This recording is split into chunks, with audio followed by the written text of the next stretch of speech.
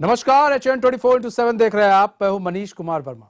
हमारे खास प्रोग्राम सौभाग्यम में आप सभी का एक बार फिर से बहुत बहुत स्वागत है। दोस्तों, पिछले एपिसोड में हमने आपको बताया कि किस तरह से आप टैरो कार्ड, अध्यात्म और ज्योतिषाचार तंत्र के बारे में भी हमने बताया कि अपनी समस्याओं को आप दूर कर सकते हैं। और आज हम आपको एक ऐसे तंत्र के बारे में बताने जा रहे हैं जिसके बारे में शायद ही किसी को पता हो। बहुत कम लोग इसके बारे में जानते हैं। जी, हम बात कर रहे हैं जड़ी तंत्र के बारे में। और ये एक ऐसी विद्या है जिसे हर किसी को नहीं मालूम होती और हर कोई इस विद्या को नहीं कर पाता है। और इसी विद्या के बारे में हमें बताएंगे, हमारे स्टूडियो में हमारे साथ मौजूद हैं पंडित अचिंत पराशर जी, जो इस विद्या में माहिर हैं, पारंगत हैं और इस विद्या के माध्यम से वो लोगों की समस्याओं को भी दूर करते हैं। पंडित जी, स्वागत है चरण में आपका।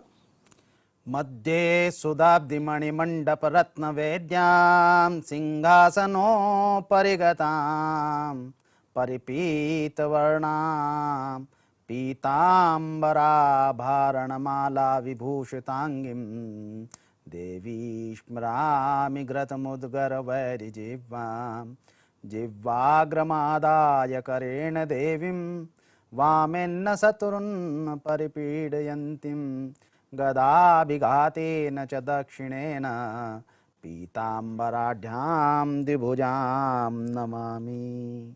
नमस्कार पंडित जी, हम राशियों की तरफ बढ़े हैं, कुछ सवाल हैं उनकी तरफ बढ़े। उससे पहले हम चाहेंगे कि आप आज के पंचांग के बारे में जरा दर्शकों को बता दें।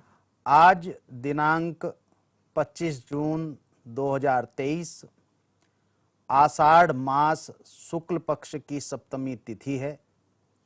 गुप्त नवरात्रों का पर्व है। पूर्वा फाल्गुनी नक्षत्र तथा दिन रविवार है। आज सूर्योदय प्रातः 5:22 पर होगा तथा सूर्यास्त सायं 7:21 पर होगा। आज राहु काल सायं 5:37 से प्रारंभ होकर सायं 7:21 तक रहेगा। राहु काल में कोई भी शुभ कार्य करना वर्जित होता है। ठीक है पंडित जी, अब हम राशियों की तरफ चलते हैं। हम आपसे क्वेश्चन भी जानेंगे जड़ी तंत्र के बारे में, लेकिन उससे पहले हम राशियों के बारे में जान लेते हैं। आज की राशि के बारे में मेष राशि की बात कर लें तो मेष राशि के लिए कैसा दिन रहने वाला है आज के लिए? मेष राशि के जातकों के आज कार्यों में बाधा का सामना करना पड़ेगा। मानसिक अवस्था मजबूत रहेगी। आत्मविश्वास भी बढ़ा चढ़ा रहेगा। मेष राशि के जातकों का शुभ रंग अंक रहेगा 1 तथा शुभ रंग रहेगा नारंगी। मेष राशि के जातकों को समस्याओं से निवृत्ति के लिए गुप्त नवरात्रों के विशेष पर्व में ऐंग बीज का जप करना चाहिए। इससे इनकी समस्याएं निवृत्त होंगी। बात कर ले वृषभ राशि की तो पंडित जी। वृषभ राशि के जातकों के कार्यों में आज सफलता प्राप्त होगी। सुख के साधनों में वृद्धि होगी। धन के मार्ग में अड़चनता संभव है। इनका शुभ अंक रहेगा 2 तथा शुभ रंग रहेगा आसमानी। वृषभ राशि के जातकों को कष्ट की निवृत्ति के लिए क्लिंग बीज का जप करना चाहिए। मिथुन राशि की बात कर ले पंडित जी तो। मिथुन राशि के जातकों को आज पराक्रम में विजय प्राप्त होगी। धन के मार्ग भी प्रशस्त होंगे। इनका शुभ अंक रहेगा 1 तथा शुभ रंग रहेगा नीला। मिथुन राशि के जातकों को कष्ट की निवृत्ति के लिए स्त्रिंग बीज का जप करना चाहिए। स्त्रिंग बीज का जप करना चाहिए। तो देखिए, ये राशि के बारे में आपको बताया, साथ साथ में वो बता रहे हैं किन किन कौन कौन सा जप कीजिए तो आपका दिन और शुभ हो जाएगा। पंडित जी, अब बात कर ले रहे हैं, हम जड़ी तंत्र की बात करते हैं। तो जड़ी तंत्र क्या है, जड़ी तंत्र की प्रयोग विधि क्या है, जरा हमारे दर्शकों को विस्तार से बताएं। प्राचीन काल में भारतीय सनातन सभ्यता के अनुसार, हमारी पौराणिक कथाओं के अनुसार, भिन्न भिन्न समय पर देवताओं ने वृक्षों का आश्रय लिया है। वृक्ष के अंदर ही देवताओं ने अपनी दिव्यता तथा दिव्य गुणों को प्रस्तुत किया है। जिस प्रकार पुराणों में व्याख्या है, मूले ब्रह्मा तुक्षे विष्णु शाखा देव महेश्वरा पत्र पत्र देवानाम वासुदेव नमस्तुते, अर्थात जिसके मूल में ब्रह्मा स्थित हैं, मूले ब्रह्मा, तुक्षे विष्णु अर्थात जिसके तने में विष्णु अवस्थित हैं, तथा जिसके पत्ते पत्ते में देवता विराजमान हैं, वह वृक्ष अस्वस्थ पीपल, उसको बारंबार नमस्कार है, वासुदेव भगवान के रूप में नमस्कार है। अर्थात हर एक भिन्न भिन्न भारत भूमि पर भिन्न भिन्न क्षेत्र में होने वाले विशिष्ट वृक्ष में देवता का वास है, देवता की ऊर्जा का वास है। और हमारे ग्रंथों के अनुसार भिन्न भिन्न नक्षत्रों में उचित विधि के द्वारा वृक्ष की जड़ी, पत्ता, तना, त्वचा अर्थात वृक्ष के पंचांग को ग्रहण करने की विधि को आयुर्वेद कहा जाता है, परंतु इसे धारण करने की विधि को जड़ी तंत्र कहा जाता है। यदि हम किसी भी पौधे अथवा वृक्ष को विशिष्ट मुहूर्त, विशिष्ट प्रक्रिया विधि के द्वारा लेते हैं तथा उसको धारण करते हैं, तो वह आयुर्वेद के ग्रहण करने से भी अधिक लाभ हमें प्रदान करती है।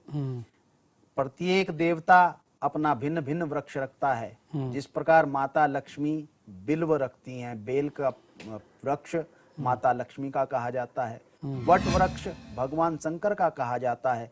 यदि हम इनकी भिन्न भिन्न जड़ियों को धारण करें तो हमें अवश्य ही इन देवताओं की दिव्य ऊर्जाएं प्राप्त होंगी और हम सुगमता, सुलभता से दिव्यता को प्राप्त कर पाएंगे। अच्छा, हम बात कर लें अब कर्क राशि की। तो पंडित जी, कर्क राशि का कैसा दिन है? कर्क राशि के जातकों के घर में आज मंगल कार्य होंगे, मंगल समाचार की प्राप्ति होगी, मन को शांति प्राप्त होगी। कर्क राशि के जातकों का शुभ अंक रहेगा 9 तथा शुभ रंग रहेगा पीला। कर्क राशि के जातकों को हिरिंग बीज का जप करना चाहिए। हिरिंग बीज का जप, ये कर्क राशि का, और शुभ अंक भी पंडित जी बता रहे हैं और कलर भी आपको बता रहे हैं। 9 आपका अंक रहने वाला है और पीला रंग आपका शुभ रहने वाला है। सिंह राशि की बात कर लें पंडित जी, तो सिंह राशि के जातकों को आज स्वास्थ्य में उत्तम लाभ प्राप्त होंगे, मानसिक अवस्थाएं भी उत्तम रहेंगी। इनका शुभ अंक रहेगा 4 तथा शुभ रंग रहेगा स्लेटी ग्रे कलर, तथा इनको समस्याओं से निवृत्ति के लिए हिलिंग बीज का जप करना चाहिए। हिलिंग बीज का जप करना चाहिए। और कन्या राशि की बात कर लें। कन्या राशि के जातकों को आज धन की व्यय की अधिकता रहेगी। किसी नए कार्य में निवेश न करें, हानि व्यय तथा व्यय की अतिरिक्तता हो सकती है। इनका शुभ अंक रहेगा 2 तथा शुभ रंग रहेगा रजत। कन्या राशि के जातकों को समस्याओं से निवृत्ति के लिए श्रौंग बीज का जप करना चाहिए। श्रौंग बीज का जप करना चाहिए। अच्छा, ये जो सर आप बता रहे हैं पंडित जी, ये जब बता रहे हैं जैसे हिलिंग बीज और श्रौंग बीज का जप करना चाहिए, कैसे करते हैं? मतलब इसका थोड़ा सा अगर बता दें तो दर्शकों के लिए थोड़ा आसान हो जाए। गुप्त नवरात्रि का समय चल रहा है। गुप्त नवरात्रि में बीज मंत्रों का जितना अधिक जप कर सकते हैं वह सर्वोत्तम रहता है, क्योंकि बीज मंत्र गुप्त होता है। बीज जिस प्रकार पृथ्वी में वमन होता है, पृथ्वी के अंदर रहता है और उससे वृक्ष निकलता है, इसी प्रकार बीज मंत्र से अनुकूल और एक बहुत ही उत्तम ऊर्जा उत्पन्न होती है जो आपको देवत्व के निकटतम ले जाती है। इस अवस्था में बीज मंत्र को जिस प्रकार मंत्र जप किए जाते हैं उसी प्रकार करते हैं। 108 की संख्या में मंत्र जप किया जा सकता है। आप अपने घर में किसी भी विशिष्ट माला से इसको कर सकते हैं। विशेषतः करें तो रुद्राक्ष की माला से इसका जप किया जा सकता है और बीज मंत्र को 108 की संख्या में जप करें। माला को आप इस प्रकार अपने हाथ में रखिए।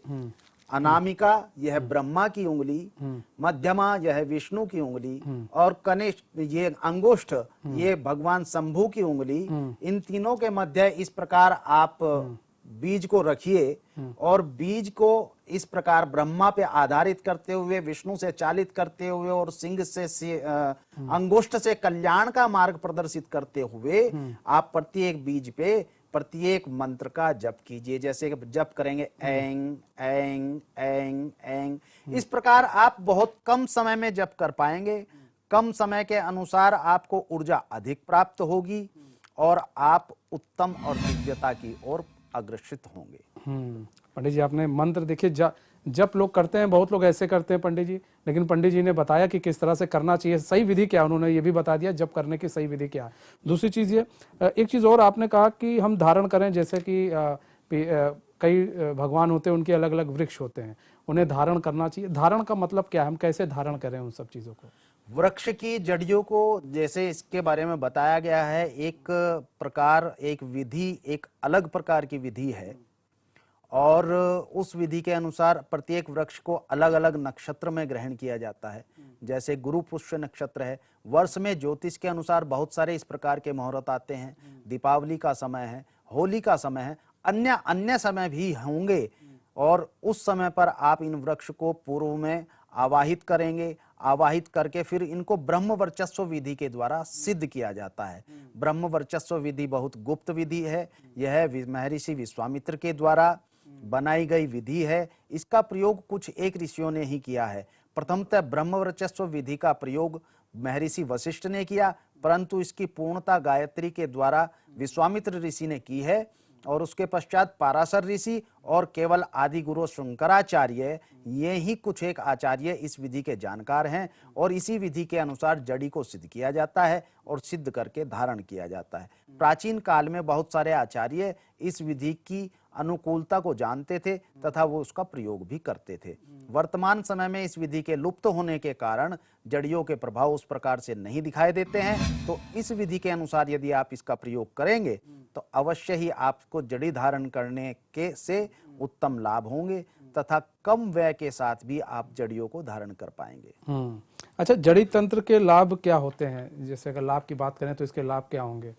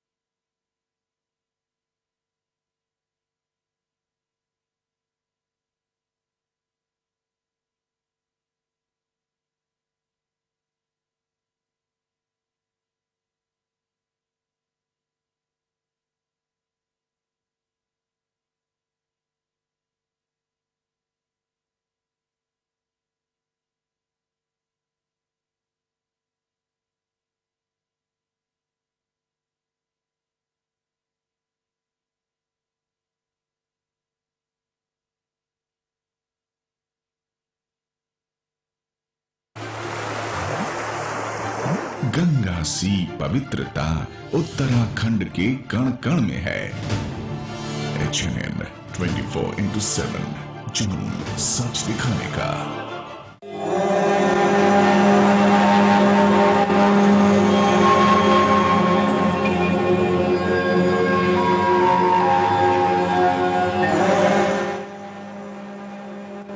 ब्रेक के बाद फिर स्वागत है आपका हमारे खास प्रोग्राम सौभाग्यम में। दोस्तों, हम पंडित जी से और भी चर्चा करें, लेकिन उससे पहले हम आपको बता दें, अगर किसी भी एस्ट्रोलॉजर, किसी भी ज्योतिषाचार्य, किसी भी अध्यात्म गुरु या टेरो कार्ड रीडर को हमारे इस प्रोग्राम का हिस्सा बनना है तो टीवी स्क्रीन पर नंबर चल रहा है, एक मेल आईडी चल रही है, आप उससे हमें संपर्क कर सकते हैं। अब पंडित जी, अब हम बात कर लें यहाँ पर तुला राशि की, तो तुला राशि के लिए कैसा दिन रहने वाला है आज का? तुला राशि के जातकों के मानसिक चिंता के साथ साथ धन आगमन के मार्ग प्रशस्त होंगे। इनका शुभ अंक रहेगा 8 तथा शुभ रंग रहेगा हल्का हरा। तुला राशि के जातकों को कष्ट की निवृत्ति के लिए आज श्रृंग बीज का जप करना चाहिए। बात कर लें वृश्चिक राशि के लिए पंडित जी। वृश्चिक राशि के जातकों को आज कार्य क्षेत्र में सफलता प्राप्त होगी। तथा कुछ संदेह की अवस्थाएं बनी रह सकती हैं। वृश्चिक राशि के जातकों का आज शुभ अंक रहेगा 4 तथा शुभ रंग रहेगा सफेद। वृश्चिक राशि के जातकों को कष्ट की निवृत्ति के लिए क्रिंग बीज का जप करना चाहिए। धनु राशि की बात कर लें पंडित जी। धनु राशि के जातकों को आज भाग्य प्रशस्ति पर रहेगा। पूर्व में बनाई गई योजनाओं में सफलता प्राप्त होगी। इनका शुभ अंक रहेगा 3 तथा शुभ रंग रहेगा लाल।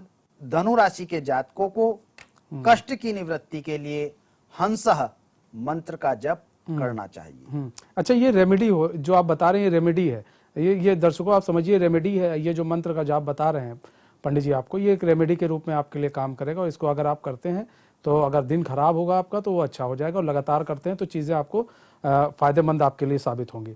अच्छा पंडित जी, बात कर लें जड़ियों का और ज्योतिष का संबंध क्या है, इन दोनों का संबंध क्या है? जैसे पूर्व में हमने बताया है कि पूर्व काल में देवताओं ने अपने भिन्न भिन्न वृक्षों को चुना है, भिन्न भिन्न वृक्षों में अपनी ऊर्जाएं प्रदान की है। इसी प्रकार सभी 27 के 27 नक्षत्र, 9 के 9 ग्रह ने अपनी दिव्यता वृक्षों के अंदर छुपा दी है। यदि हम उन वृक्षों से उस दिव्यता को ग्रहण नहीं करेंगे तो हम ज्योतिष के उपाय कर ही नहीं सकते हैं। आप वैदिक ज्ञान के बिना ज्योतिष को अधूरा ही समझें। यदि वैदिक ज्ञान नहीं है तो ज्योतिष के अंतर्गत आने वाली ग्रह संरचना आपको अनुकूल नहीं हो सकती, आपको उसका ज्ञान ही नहीं होगा। ज्योतिष वेद का अंग है और यह वेद के नेत्र कहे गए हैं। इसी प्रकार आयुर्वेद भी वेद का अंग है। जहां ज्योतिष नेत्र कहा गया है वहीं आयुर्वेद श्वसन कहा गया है। तो किसी व्यक्ति का शरीर श्वसन के बिना भी बेकार है और नेत्र के बिना भी बेकार है। इस प्रकार शरीर के 2 अंग ज्योतिष और आयुर्वेद है।